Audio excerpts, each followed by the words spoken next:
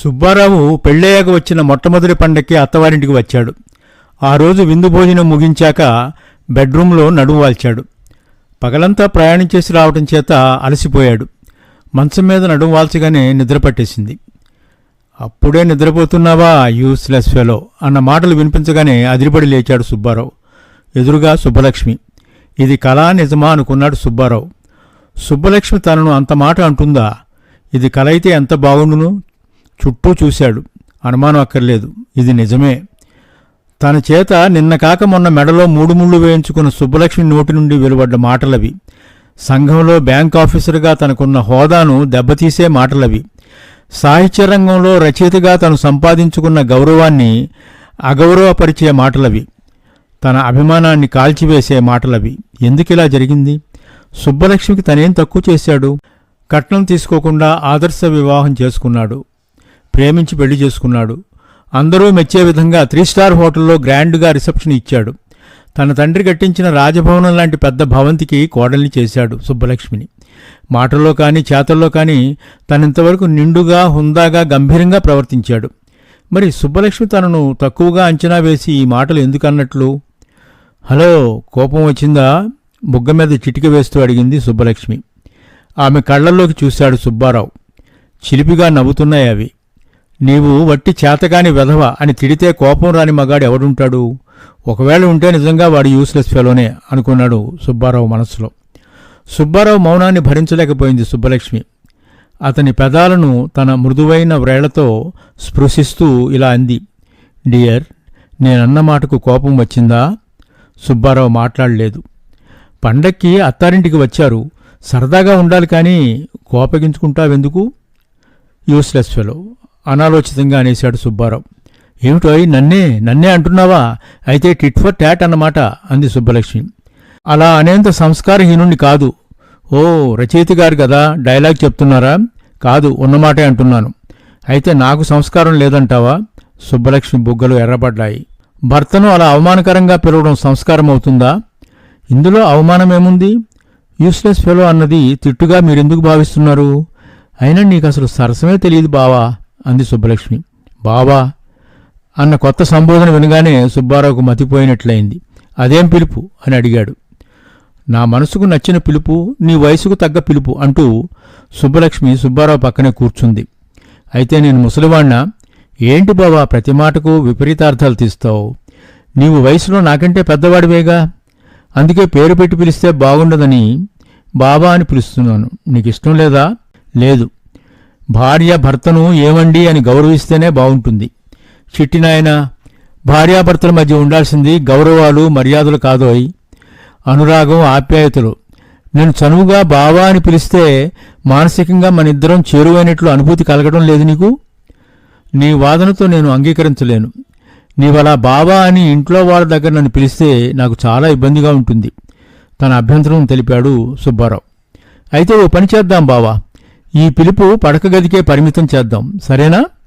సుబ్బారావు మాట్లాడలేదు. ఏమిటయ్యా ఇది, ఇంత ముభావంగా ఉంటావేమిటి? అందుకు కారణం నీవే. ఎలా? నీ మాట తీరు. అంటే నీకే తెలుసు. ఓహో, యూస్లెస్ ఫెలో అన్నాననే కదా నీ కోపం? అయితే ఇక ముందు అలా పిలవనులే. సుబ్బలక్ష్మి అలా హామీ ఇచ్చేసరికి సుబ్బారావు మనసు తేలికపడింది. సుబ్బలక్ష్మి మీద కోపం తగ్గిపోయింది. ఆమె భుజం మీద చేయి వేశాడు. సుబ్బలక్ష్మి సంబరపడిపోయింది. బావా, నీవు కథలు రాస్తావుగా, నాకు కథ చెప్పవు? గోముగా అడిగింది. ఈ సమయంలో కథ చెప్పాలా? అవును బావా, ఇప్పుడు చెబితేనే బాగుంటుంది. కథ మంచి లవ్లీగా ఉంటుంది. నేను కథలు రాస్తానే కానీ చెప్పలేనోయ్. అయినా నాకు మతిమరుపు ఎక్కువ, కథలేవీ గుర్తులేవు అన్నాడు సుబ్బారావు. మనిద్దరిది ప్రేమ కథేగా, పోనీ అది చెప్పు అంది సుబ్బలక్ష్మి. చెప్పేందుకేముంది అందులో, నీకు కూడా తెలుసుగా. అయినా నీవు చెబితే చాలా బాగుంటుంది బావా, ప్లీజ్. సుబ్బారావు కథ మొదలుపెట్టాడు. అనగనగా ఆదర్శ అనే అందమైన బ్యాంక్ ఆఫీసర్. అదేమిటి బావా, అతని పేరు సుబ్బారావు కదా? అసలు పేర్లు కథల్లో ఉపయోగించకూడదు. Yes, proceed. ఆదర్శకు ప్రమోషన్ మీద విజయవాడ ట్రాన్స్ఫర్ అయింది. విజయవాడలో గాంధీనగర్లో ఓ మేడ మీద పోర్షన్ అద్దెకు తీసుకున్నాడు. అతను రోజూ ఆఫీసుకు స్కూటర్ మీద వెళ్లేవాడు. ఓ రోజున అతను ఆఫీస్ నుంచి తిరిగి వస్తుండగా వర్షం పట్టుకుంది. ఓ బస్టాప్ దగ్గర ఆగిపోయాడు. అక్కడ ఓ మెరుపుతీగ తళుక్కున మెరిసింది. బంగారు వన్నె శరీరం, ముద్దబంతి పువ్వు లాంటి గుండ్రటి ముఖం, కలువరేకుల్లాంటి కళ్ళు, సన్నటి నాసిక, దొండపండు లాంటి పెదాలు. స్టాప్, అవన్నీ ఎందరో రచయితలు వర్ణించారు. కొత్తగా వర్ణించు బావా, నీ ఎదురుగానే ఉన్నానుగా, ఇంకా బాగా వర్ణన చేయలేవా? సుబ్బలక్ష్మి ప్రశ్నించింది. అచ్చు నీలానే ఉందనుకో. సన్నగా, పొడుగ్గా, ట్రిమ్గా ఉన్న ఆ అమ్మాయిని చూడగానే చదువుకున్న పిల్లలా కనిపించింది. మీరెక్కడికి వెళ్ళాలి అని పలకరించాడు ఆదర్శ్. గాంధీనగర్ అంది. అలాగా, అయితే నేను అక్కడికే అన్నాడు ఆదర్శ్. నేను మీ మేడకు ఎదురుగానే ఉన్నాను. ఇంజనీర్ గారు అమ్మాయిని, నా పేరు అవని అంది ఆ అమ్మాయి. అన్యాయం, అమ్మాయి పేరు సుబ్బలక్ష్మి అంది సుబ్బలక్ష్మి. కథలో పాత్రల పేర్లు మారుతాయని ముందే చెప్పానుగా, అయినా నీవిలా అడ్డు ప్రశ్నలు వేస్తే నేను అసలు కథలు చెప్పను అన్నాడు సుబ్బారావు. అలాగే బావా, నేను ఇక అడ్డు తగలను, ప్లీజ్ కథ కంటిన్యూ చెయ్యి. ఆ సుబ్బలక్ష్మిని సారీ ఆ అవనిని ఆదర్శ్ ఏం చేశాడట? ఏం చేస్తాడు? వర్షం తగ్గాక స్కూటర్ మీద కూర్చోబెట్టుకుని ఇంటి దాకా తీసుకువెళ్ళాడు. ఇంటి దగ్గర దింపేసి, సారీ ఫర్ ది ఇంటరప్షన్ బావా, నీవు కథలో ఓ రసవత్తర ఘట్టం చెప్పడం మర్చిపోయావు. ఏమిటది? గుర్తు తెచ్చుకో. గుర్తు రావటం లేదు. పోనీ నేనే చెబుతానులే. ఆదర్శ్ అవనిని స్కూటర్ మీద కూర్చోబెట్టుకుని బయలుదేరాడు కదా. దారిలో ఆదర్శ్ బ్రేక్ వేసినప్పుడల్లా అవని పడిపోతానన్న భయంతో ఆదర్శ్ నడుము మీద 2 చేతులు వేసి అతనికి అతుక్కుపోయేది. మర్చిపోయావా ఆ విషయం?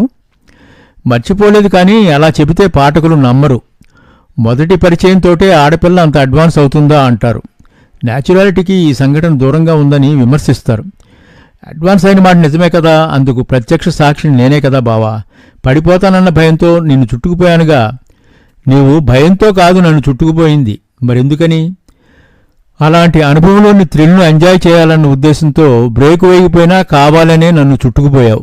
యూ సిల్లి అంటూ సుబ్బారావు చేతిని తన చేతిలోకి తీసుకుంది సుబ్బలక్ష్మి. ఆ తర్వాత ఏం జరిగింది బావా? ఏముంది? అటు ఆ మేడ మీద అవని, ఇటు ఈ మేడ మీద ఆదర్శ్. ఒకరితో మరొకరు చూపులు కలిపేవారు. ఒకరికి మించి మరొకరు రోజు తీపి కలలు కనేవారు. ఇద్దరిలోనూ ప్రేమ పైత్యం అధికమైంది. ఆదర్శ్ తల్లి ద్వారా తన ప్రేమ విషయం ఇంజనీర్ గారి దృష్టికి తీసుకువెళ్లాడు. ఇంజనీర్ గారు తన కూతురిని మరో ఫారెన్ రిటర్న్ ఇంజనీర్కి ఇచ్చి వివాహం చేయాలని ఉందని చెప్పగానే ఆదర్శ్ దిగులుతో మంచం పట్టాడు. ఆదర్శ్ అనారోగ్యాన్ని తెలుసుకుని ఓ రోజు రాత్రి అవని సరాసరి ఆదర్శ్ దగ్గరకు రావటం, అది ఆమె తండ్రి చూడటం, తండ్రి కూతుళ్ల మధ్య భారీ డైలాగ్స్, ఆ తర్వాత చెప్పటం ఆపేశాడు సుబ్బారావు. ఏం జరిగిందండి? ఆత్రంగా అడిగింది సుబ్బలక్ష్మి. ఇంజనీర్ గారు 10 మంది గుండాలను పెట్టి ఆఫీసు నుంచి తిరిగి వస్తున్న ఆదర్శ్ తల పగలగొట్టించి స్కూటర్తో సహా అతన్ని కాలువలోకి త్రోసేయడం, ఆ తర్వాత ఆదర్శ్ ప్రమాదవశాత్తు కాలువలో పడి చనిపోయాడని లోకాన్ని నమ్మించడం. నో అంతా అబద్ధం, అలా జరగలేదు ఆవేశంగా అరిచింది సుబ్బలక్ష్మి. మంచం మీద లేచి కూర్చుని 2 చేతుల మధ్య ముఖాన్ని దాచుకుని మౌనంగా ఉండిపోయింది. ఏం జరిగింది సుబ్బలక్ష్మి అని అడిగాడు సుబ్బారావు ఆమె భుజం మీద చేతులు వేస్తూ. ఎందుకండి ఇలాంటి కథ చెప్పారు? అలా అన్నప్పుడు ఆమె కళ్ళల్లో నీళ్లు తిరిగాయి. కథ చెప్పమని అడిగావు కదా, అయినా మన ప్రేమ కథ చెప్పమన్నాను, కానీ ఇలాంటి భయంకరమైన ముగింపు ఉన్న కథ చెప్పమనలేదుగా. అన్ని కథలు సుఖాంతం కాలేవు లక్ష్మి. మన కథ సుఖాంతమే కదా. మా నాన్నతో పోట్లాడి ఆయన్ని ఒప్పించి మిమ్మల్ని పెళ్లి చేసుకున్నాను. అనవసరంగా గూండాలను, హత్యలను ఎందుకు ప్రవేశపెట్టారు మన కథలో? ఇవి వినటానికే ఎంతో భయంకరంగా ఉన్నదండి. ప్లీజ్ ఇక ముందు ఇలాంటి కథలు నాకు చెప్పకండి అంటూ సుబ్బారావు గుండెల మీద వాలిపోయింది సుబ్బలక్ష్మి. ఇలాంటి ముగింపులు ఏ ప్రేమ కథకో ఉండకూడదని మనిషిగా నేను కోరుకుంటున్నాను సుబ్బలక్ష్మి. కానీ ప్రేమికులను విడదీసే ప్రయత్నంలో ప్రాణాలను సైతం బలి తీసుకునే నరరూప రాక్షసులు ఉంటారని పాఠకులకు తెలియజేయడం రచయితగా నా ధర్మం. అందుకనే చివరిదాకా సాగిన మన ప్రేమ కథకు విషాదకరమైన ముగింపు పెట్టి ప్రేమికులకు ఎవరూ ద్రోహం తలపెట్టవద్దని సంఘాన్ని హెచ్చరించదలిచాను అన్నాడు సుబ్బారావు. సుబ్బలక్ష్మి సుబ్బారావును గట్టిగా కౌగిలించుకుంది. ఇప్పుడు ఇద్దరి మధ్య మౌనం చోటు చేసుకుంది. ఇద్దరూ తమ తమ మనసులలో దేవుణ్ణి ప్రార్థిస్తున్నారు. హే భగవాన్, నేను మనసారా ప్రేమించిన మా ప్రక్కింటి పార్వతిని వాళ్ళ నాన్న ఓ ఇంజనీర్కిచ్చి పెళ్లి చేసి అమెరికా పంపిన విషయం మా సుబ్బలక్ష్మికి తెలియనివ్వకు స్వామి అనుకున్నాడు సుబ్బారావు. అదే సమయంలో సుబ్బలక్ష్మి తన మనసులో దేవుణ్ణి ప్రార్థించిన తీరు ఇలా ఉంది. సుబ్బారావు కంటే ముందుగా మా క్లాస్మేట్ కామేశాన్ని నేను గాఢంగా ప్రేమించిన విషయం కానీ, అతన్ని మా నాన్న బెదరకొట్టి ఈ ఊరి నుంచి వెళ్లగొట్టిన విషయం కానీ సుబ్బారావుకు జీవితాంతం తెలియనివ్వకు స్వామి.